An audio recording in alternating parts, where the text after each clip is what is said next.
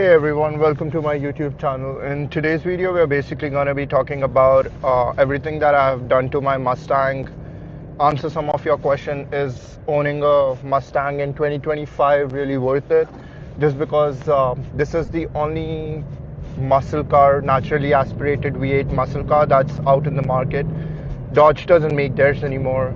Camaros are no longer in existence anymore, so that leaves us with the S650 Mustangs. So in my opinion, I've owned four different Mustangs. I've owned a 2016, 2018, 2020, and now the S650. The S650 is actually one of the best Mustangs that I've owned, just because with the refreshed interior, the modern LEDs, the rear tail lights, the change to the front bumper, that really did it all for me. I really didn't think I would fall in love with the S650 as much as I do now. I really like the platform just because of also all the resources available. We have amazing Facebook groups where you can be a part of. They answer all your questions. Like when I was actually looking to supercharge my Mustang, my car only had about 400 kilometers on it. Yes, I'm from Canada, so we work in kilometers, not in miles. So that's about 150, 200 miles. What had happened is I really like driving my Mustang to different locations, to different cities, take it to for various car events and all of that good stuff. So for me, being able to drive the car every day was essential, because I really like taking my car to every event, to every track event, car meets, car shows that I possibly can. And so daily drivability was a big thing for me, because obviously compared to us having 486 horsepower and about 400 horsepower to the wheel, you're pushing your car to almost 850, 900 horsepower with the Whipple Stage 2, E30, smaller pulley and all that good stuff. So yeah, if you're pushing the car to double of its power, is the car really going to stay reliable? And to my surprise, I put that question in the group. There were various people with the Whipple kits who shared their experience. That just made me more confident to purchase the kit, compared to having that mindset where I was like, okay, am I able to do all that? Oh yeah, just a small tunnel run. Yeah, so that's why I personally think that having that platform, having that community, having that amount of people with the experience, knowledge to talk to, that really one-upped me. When I was buying this car, I had two cars in mind. It was either the S650 or it was a 2022 Camaro 2SS. Honestly, excuse me, I've heard great things about Camaro's transmission, the driver experience and everything. But for me, I'm 6'2". I feel like the cockpit of that car is really cramped. With the Mustang, my seat is not even all the way back. I can sit comfortably. The seats are super comfy for long rides. I've taken this car for almost 14-hour long road trip with like 10-minute stop in between, and I had no issues. So yeah, now answering the question, what have I actually done to it? I've done a lot to this car. So in the first month of actually buying this car, I spent over almost $40,000. That includes parts and the labor. So just to go over some of the mod, I have the whole RTR kit. I have the RTR. Initially I had the RTR shifter, which I changed it to the MGW short throw shifter. I have the RTR front lips, side skirts. I had the grille, which I never ended up putting. I personally really like the OEM grille in these cars. I don't really like the lights on the RTR grille, but initially I was planning to make this a whole RTR car, so I bought it with the kit. If anyone wants that, it is still up for grabs. I would sell it to you for really cheap. Just hit me up. But yeah, so I have the whole RTR kit on there. I have the Dark Horse handling pack style wing, which has the gurney flap on it. I have an edge pipe, stainless power headers. It was catted headers, but obviously with the supercharger we know how good cats work, so we ended up taking out the cats, and my buddy actually made custom catless pipes for it. I have the stage 2 Whipple supercharger. I've ordered the competition airboxes with the carbon fiber intake tube. It's just on back order, just waiting for it. Chuck Carter, if you need anything from Whipple, hit up Chuck Carter. He is amazing. He would respond to you like within no time, answer all your question, and even tell you if what you're looking for is actually even the right thing, right? Because a lot of people don't even need the stage 2 or the stage 3, so they can be happy with just having the stage 1. So for things like that, I would definitely recommend hitting him up. He's from Whipple. He'll take care of you basically. I do have an H pipe. I still have the Ford active valve exhaust. I have already ordered the Corsa Extreme exhaust. It should be here Monday, Tuesday. Should be on the car by Friday.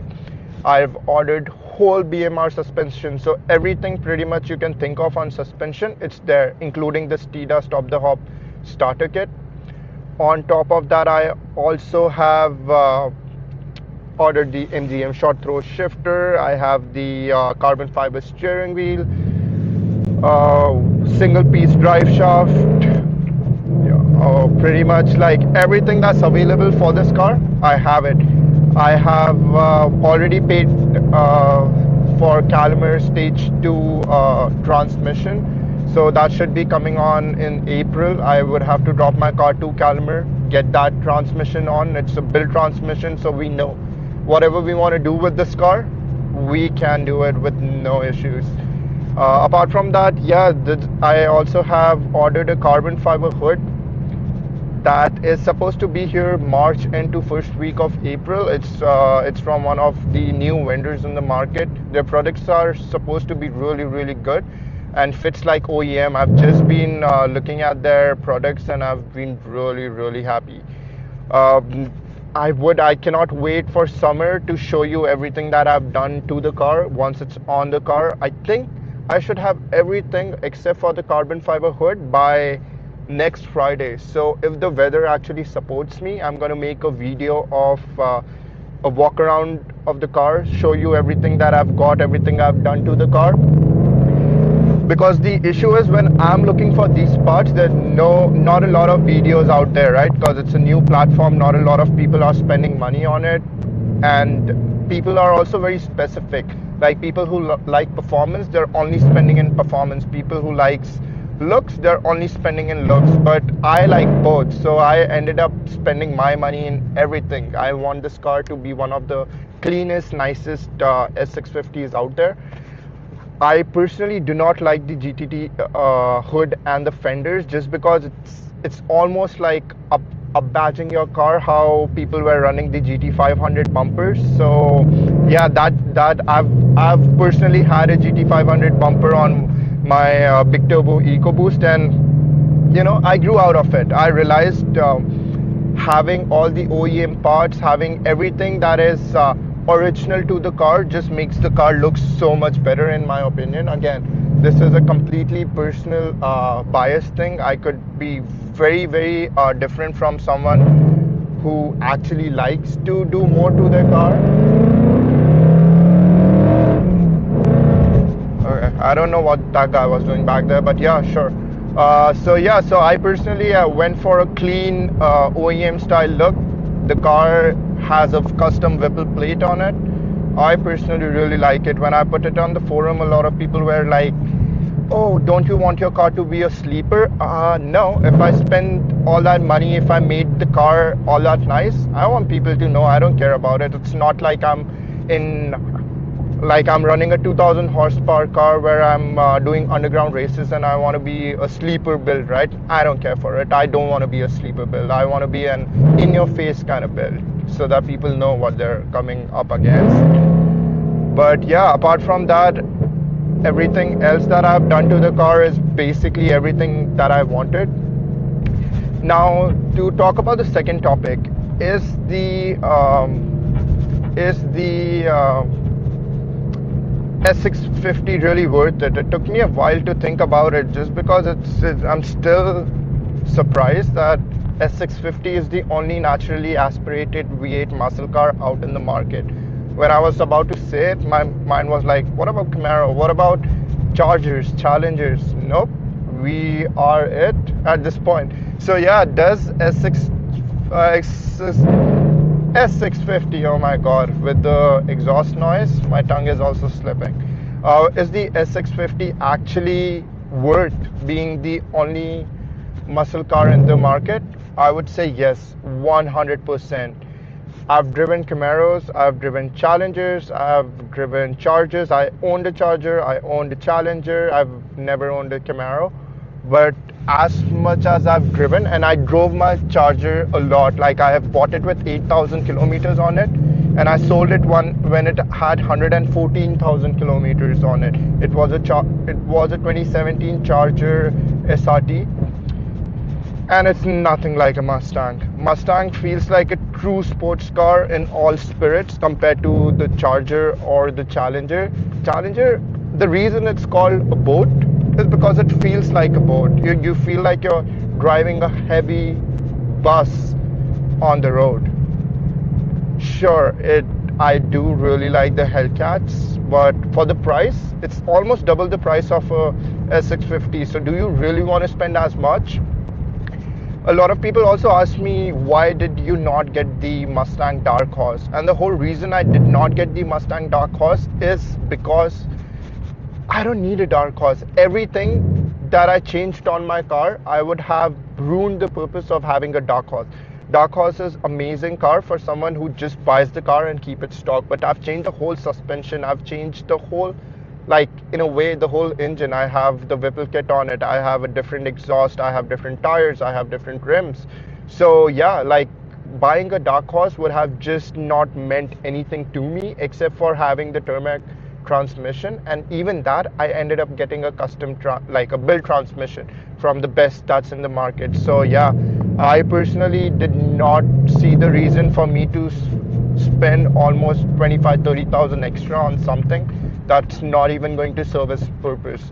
Again, when I tell you all these prices are in Canadian, so because I'm from Canada, so please don't think why the hell did I spend 40,000 USD over my car. No, I did not. It's about 25 to 30,000 US over the car's price, but yeah, still a lot of money, but definitely worth every penny that I've spent. I have no complaints in the build. I recently just got the weld bead locks for the rear, just because if I'm taking it to the track and everything, I'm planning to run the smaller pulley. The car should be around 950 to 1,000 wheel horsepower by April or May at the most. So for all of that, I did every supporting mod that should be done to the car. So yeah, I'm really excited. I do have a lot of content coming out for you guys as well, in terms like I have some draggy videos that I'm going to be posting really soon.